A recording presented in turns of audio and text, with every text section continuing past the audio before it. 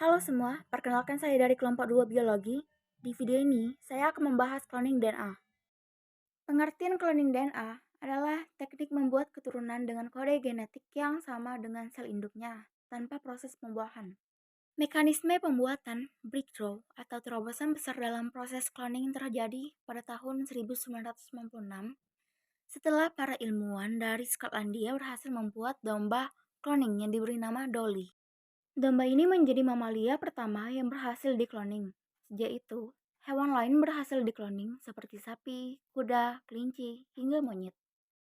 Prinsip kerja cloning adalah menyalin materi genetik DNA dari suatu individu dan memasukkannya ke dalam suatu embrio untuk menggantikan materi genetik embrio tersebut.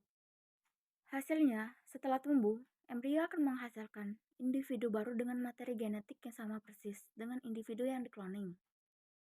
Cloning adalah proses untuk menghasilkan individu yang sama persis atau yang identik secara genetik. Cloning dilakukan dengan tahapan sebagai berikut.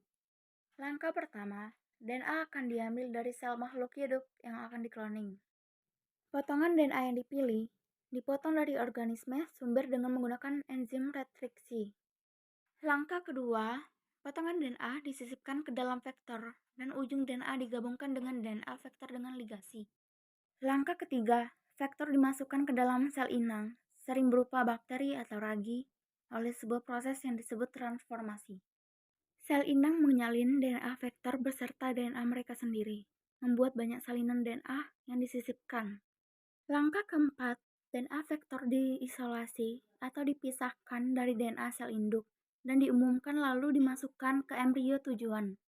Langkah kelima, embrio dengan DNA salinan ini akan tumbuh dalam kandungan. Dan bila proses cloning berhasil, maka akan lahir individu yang sama dengan individu sumber DNA.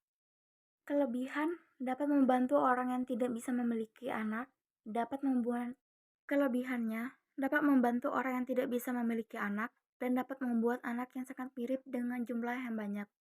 Dan kekurangannya, anak hasil cloning rentan terhadap penyakit dan usianya lebih pendek dari anak yang dilahirkan langsung dari ibu. Manfaat cloning yaitu pengembangan ilmu pengetahuan, khususnya dalam bidang bioteknologi modern dan reproduksi.